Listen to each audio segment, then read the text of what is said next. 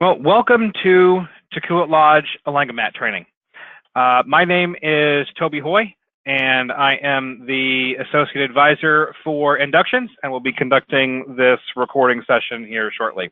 A recorded version of this will get posted out and sent out to members of the Lodge, as well as the supporting documentation for the presentation as well.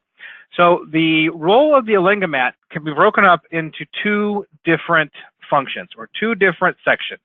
There is the during the ordeal, and then there's after the ordeal. And we're going to talk about the during the ordeal component first. So during the ordeal, we have to figure out, well, first of all, what is an Elangomat? What does that person do? What is their purpose in life? Why are they there?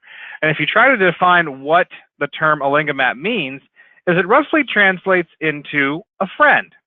So a friend of the candidate, somebody to help them through their induction or ordeal weekend, through the membership process into the Order of the Arrow. So what do you got to do if somebody has hornswoggled you into agreeing to become an Elangomat? What do you need to do to complete that task? It isn't all that difficult. It's relatively simple, and I will tell you that the ordeal is better the second time around. So first thing we got to do is determine, before the candidates arrive, what do you need to do, when do you need to do it, where do you need to do it, and how that needs to happen. This is going to vary a little bit based on which of the ordeals that it is that we're doing, whether it's the winter ordeal, the spring ordeal, or the fall ordeal. Those tasks might vary a little bit, so it's going to be important to speak with the ordeal master or the lodge chief or somebody prior to candidates arriving on Friday evening, to make sure that we know exactly what has to happen, or is it already done, when it has to happen, where it's going to happen, and how it is you need to do it. So those instructions are pretty much done in a briefing right then and there on Friday in the early afternoon, typically around 6-ish, 6:30, somewhere in that vicinity. Again, that timing is a little bit flexible based on which of the three ordeals it is that we are talking about. So that's something to be taken into consideration. So once the candidates arrive, then the spirit of the ordeal begins. The true reason as to why we are here. These 3 weekends out of the year, personally, are some of my favorite weekends of the scouting calendar during the course of the year. So once the ordeal begins, our 4 principals give some words of advice to our candidates and establish that overall spirit. Nutikit says that you were sent to seek a vision of yourselves and of your purpose. We will each present a challenge to assist you in this quest, for we are here to help you on as far as man can guide his brother. And later, after Nutikit admonishes the candidates in his own way, Mateu comes along, and he cautions to our candidates, hours spent in thoughtful silence help us make the right decisions, more than days and days of talking. Help to feel the cords of sunlight, tying all the world together. And afterwards, the mighty chief, Alawat Sakima, comes along and speaks to our candidates. As the chieftain, I exhort you, spend the day in arduous labor, working gladly, not begrudging. Seek to serve, and thus be faithful to the high ideals and purpose of the Order of the Arrow. And finally, Kitchkanet, the guide, comes along. My friends, I bid you, leave all the daily cares behind you. Leave the crowd and its opinions. Lift your hearts like sparks from the fire's heart that shoot like arrows, springing from the bow bent backward. So once the spirit of the ordeal has begun, once that first pre-ordeal ceremony starts up on Friday night, that's when all the gloves are off and the seriousness has to come into play. So candidates are going to be organized into something called a clan. A clan is roughly the size of a patrol in a typical Boy Scout troop. Somewhere between 6 to 8, maybe 10 candidates. It's going to depend a little bit on how many candidates we have overall. at that particular ordeal, and also the mix of those candidates, whether they are youth or adult, what skill levels they have, what the projects are that we're going to be working on, what those arduous tasks are, or irksome tasks and day of arduous labor. So dependent upon those tasks, if some of those tasks or projects might need to be, because of the equipment being used, completed by adults, in that example, we may put all of the adults in one clan with that equipment to knock that project out. If all the tasks or projects are rudimentary in nature and can be completed by anybody, oftentimes the clans will be mixed, both of youth and adults. So again, that's going to vary a little bit based on the location and where we are and the projects it is that we're going to be completing. So one of the most important things for the Elangomat to get is a clan report to show who is in your clan. You're going to need to know names, right? And then on the screen as an example here, I've passed out the address, email address, and phone number, and this document will come into a little more play later on in the discussion. But it's important to get a list of who is in your clan so you know how many people you're responsible for. If there's 100 and some odd people at that ordeal, there's more than likely going to be 10 to 12 clans running around with an Elangomat in charge of those 8 to 10 candidates, whether they're youth or adult, to make sure that they don't get lost, they're not misplaced, anything along those lines. So it's very important to know who you have and where they are at all times. So, and you can't do that unless, of course, you have a list of names. So it's important to make sure that you get that list. So the day of arduous labor. Now, the tasks or the projects that we will be charged with, again, will vary from location to location to location. The things that we may do at Cabrillo are going to be very different than the things that we do at Firestone or Trask. For example, there's no beach at Trask. There's mountains, right? So those things might be different versus the desert type layout that Firestone offers. Or in the event we end up going to a different facility altogether, those tasks may change as well. But it's important to know that the day of arduous labor is not, under any circumstances, is not in the style of a prison work gang. We are not there to haze the new members in any way, shape, or form. We are not there to work them to the bone, right? They are there to complete meaningful service to the camp or the facility that we are at. So that's one of the important things to keep into consideration. Additionally, oftentimes you'll get a instruction sheet that will walk you through what some of those projects are, depending upon if we have the information ahead of time from the camp ranger and the facility. If we don't know what we're doing until 2 days before, then a document like this likely will not happen. If the projects are communicated to us from the ranger or the facility well in advance, we can get things like this typed up. So it's a lot more easy for the Elangomat to know what it is that he or perhaps she needs to make sure that their clan does. So we're going to walk through one of these in a little more detail. So, and this is an example from my previous lodge. But at the top, you'll find out, which is it? It's a spring ordeal, a fall ordeal, whatever it is, what clan it is that was tasked with this particular project, and who the Elangomats are in charge of that particular clan. So as you can see here, this clan in this example was tasked with campsite preparation on the peninsula in that particular area of that scout camp. So there were listed below 8 different campsites in that area and how many tents fit in each of those campsites. That's the number in parentheses. So below that, they're charged with instructions and comments of what is it that they are supposed to do to complete that project.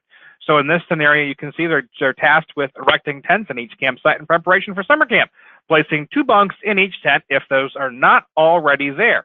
And some additional comments and instructions about what it is they should do to make sure of how those canvas wall tents should be set up, if the platforms are there, if they're not, if the irons are there, if they're not, what not to use to tie out the tent. One would think that would be a known item for most campers that have been around for a little bit, but that was a surprisingly stark thing. So, and at the end of the day, was that project completed with a simple yes/no checkbox? And then this form was designed to be returned eventually back to the camp ranger so that he or she knew what was done at their facility by us during that day and what was still left undone that somebody else needed to come along and finish up, if anything. So when we come to the component of cheerful service, as an Elangomat, you are going to be working along with the clan themselves, doing those irksome tasks, that day of arduous labor. If we're picking up litter, then everyone's picking up litter.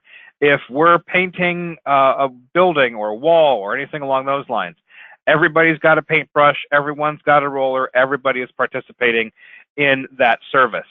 The Elangomat's job is not to sit in the back and bark out orders while his clan or her clan does the work.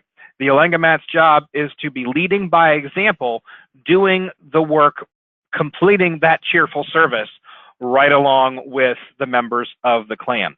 You would be surprised how impactful that is when prospective new members see the Elangomat working right alongside, even if not harder, than the new prospective inductees into the order.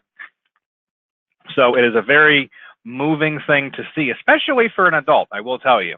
So when it comes to discipline, in the event we have a candidate who is not, how do I want to say, is not embracing the spirit of the ordeal. He is not, or she perhaps is not remaining silent, is not doing the work that has been put in front of them, is overall just causing a problem and messing around.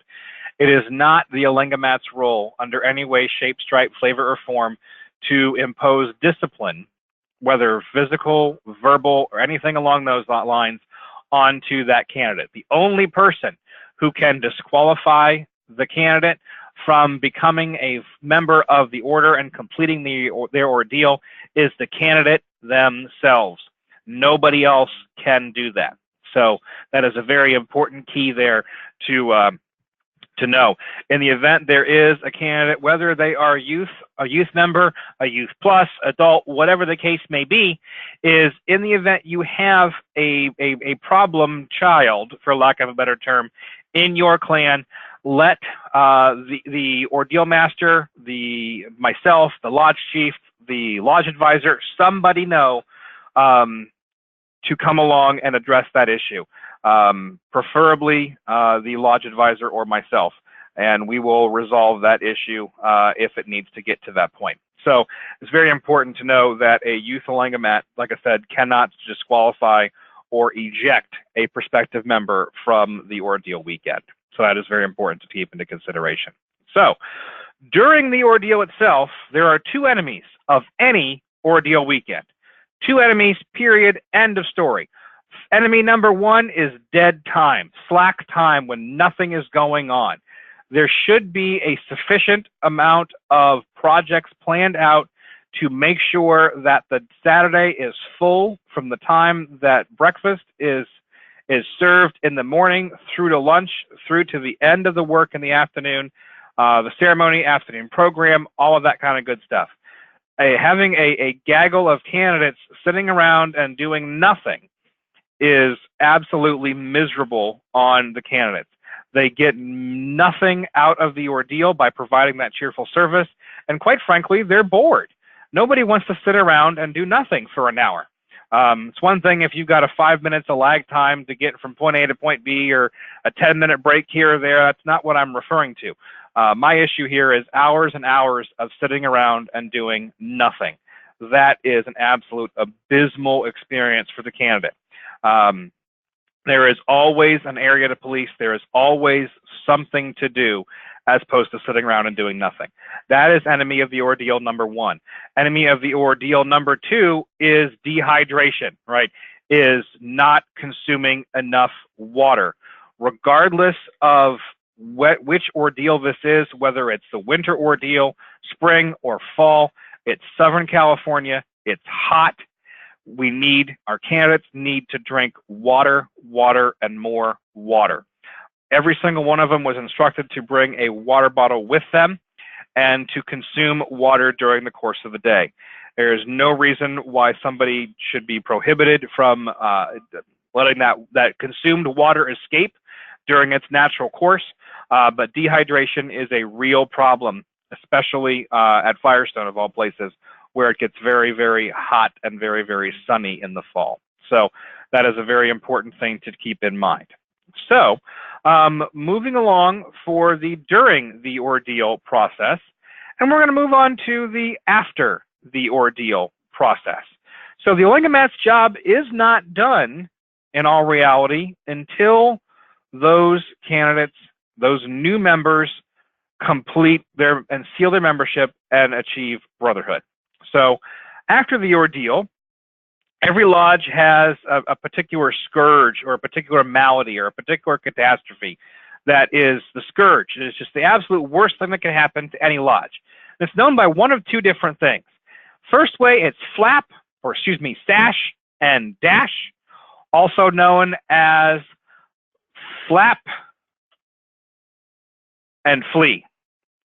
So we all know that we have members that come to the ordeal, they get their sash, they get their flap, and we never see them again. And part of that, there could be legitimate reasons for that. Somebody drops out of a scouting program altogether, they move away and join another lodge, who knows, whatever, that's all well and good. But the ones that do not become an active member of the lodge simply because they didn't know what to do next or how to participate, at that point, that's our own fault. We are our own worst enemy when it comes to this particular problem. So, and who can fix this? Who can solve that problem? Who can end sash and dash? It is the Elangomat. So how does he do that? How do we solve this particular problem? Before leaving the ordeal weekend, I'm going to refer back to this document again, is to get one of these, that clan roster report, who you had in your clan. So in the event you have 6 to 8, whatever people, generally clans are going to be tried to be organized by districts. So these are members that might even go to the same school as you, might live in the same town or city or area, not somebody who's going to live on the other side of the county, typically, that you're going to need to follow up with. So they're folks you might see at other scouting events or would not be a hard thing to reach out to. So is to get this document so you know who to follow up with. So once you have the list, right, we're only talking 6, 8, 9, 10 people. It is not a gargantuan task to make a couple phone calls, send a couple emails, chop this up, and try to get these new members active and involved in the order so that they can experience the same benefits and joys that you did when you first completed your ordeal. So you have this list of names. What do you do with it next? So 1 week after the ordeal, give them a call, shoot them a text, shoot them an email. If you see them at school, grab them in the hallway. If you see them at another scouting event like a camporee or who knows what, grab them in the corner and say, hey, thanks for coming to the ordeal. Hope you had a good time. Welcome to the order, right? What questions can I answer for you? Have you been to a meeting yet, right? Our next meeting is whatever it is coming up here in the next 2 weeks on such and such date at such and such time at such and such place. It'd be really cool, right? Do you need any help? Do you have any information you need answers to? So then 3 weeks after the ordeal. So you're going to skip 2 weeks, right? You're not going to hound these people every single day or every single week. So 3 weeks after the ordeal, so 2 weeks after your last follow-up, is give them a call, shoot them an email, shoot them a text, do something, say, hey, come to our cool stuff. We have this cool event coming up at such and such place in 2 weeks, or next Thursday is the chapter meeting. It's going to be at XYZ place at such and such time. Do you have a way there? I can give you a ride if need be, right? To encourage them to come to the events and be an active member in the order. At that point, you're then going to report on those 6 or 8 or 10 or however many members you had in your clan that completed the ordeal. You're going to report your follow-up to the vice chief of inductions or the ordeal master, if there is one, to say, hey, I reached out to my 6, 8, 10, however many people, and I was able to get a hold of, let's assume you have 8. I was able to get a hold of 6 of them, and they're coming, they all went to their chapter meeting, and they're having a great time, and the 7th guy never called me back, and the 8th guy moved to Idaho, so he's out of the game, whatever the scenario is. That way, the lodge and the lodge membership secretary or vice chief can follow up on this as well to see overall how are we doing. This is how we help increase our brotherhood conversion as well. So then that's done. Week 6, right? Assuming these individuals are not participating, if they are showing up at events, you don't have to keep beating them up. You can take them off the list. You have done your job at this point. So if 6 weeks after the ordeal, we have not seen hide nor hair of Johnny Scout, give him a call, shoot him an email, shoot him a text, grab him by the hair in the hallway at school and say, hey, what questions do you have about the Order of the Arrow for me? What can I do to help get you involved?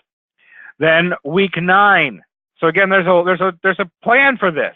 If we still haven't heard from him, give him a call back and say, hey, are you alive? Where you is? Why aren't you coming to stuff? You went through, you paid your money, you came to the ordeal, you ate the food, or lack thereof, you did your day of arduous labor, you slept alone away from others on your ground sheet, you've done everything you had to do. Why aren't you participating in all the cool, fun stuff that we have? So then after week 9, again, you're going to file another report with the ordeal master, vice chief of inductions, or membership secretary, whoever the appropriate person is, and say, hey, of my 8 people, 6 of them are coming to stuff. They're having a great time. The one guy, he moved to Idaho, so he's out of the game. So there's still that number 7, and he's not returned any phone calls. I've asked, I've texted, I've emailed, I've called, I've hunted him down, right? I went to his house and pounded on his door. Well, don't do that. That's a little creepy. He's not made any attempt to contact us. So, week 12, give them a number, call, text, email, something. Do you need help? Is there any issue, right? Perhaps somebody has been maybe finishing up their Eagle project, and that has taken all of their time and energy, and they don't have time to do any new, cool, fun OA stuff yet. Maybe we offer to help them with their Eagle project. Maybe that's now done or winding up. Maybe they were working on some big project for school. Maybe it happened to be finals or exams period. Maybe there was something else going on, right? To try and, again, solicit them to become a member of the order. Week 15, this is the last one. At some point, are you alive? We have now reached out to them 9 times. That's it. 9 phone calls, 9 emails, 9 text messages, whatever they are. At that point, if they have not responded, then at some point we have to, as much as I hate to say it, assume they are a lost cause and move on with life, because we will likely have then hit the next ordeal cycle at that point, or it's coming up, and we're going to have to start this process all over again with a new batch of people. So once you've done that, you're going to file your final report with the membership secretary, ordeal master, or vice chief of inductions, and you have now completed your job. So the success of the Elangomat is truly in the follow-up of what he does or she does after the ordeal. It is not so much during the ordeal, but it's afterwards. So in a nutshell, that is the brief presentation. We do have a resource document. It's a quick and dirty 7-page document that walks through everything that we just talked about during this video presentation. Copies of that will be sent out via email and will also be available at the ordeal itself. So thank you for taking the past 15 minutes or so and listening to our presentation, and we hope you have fun.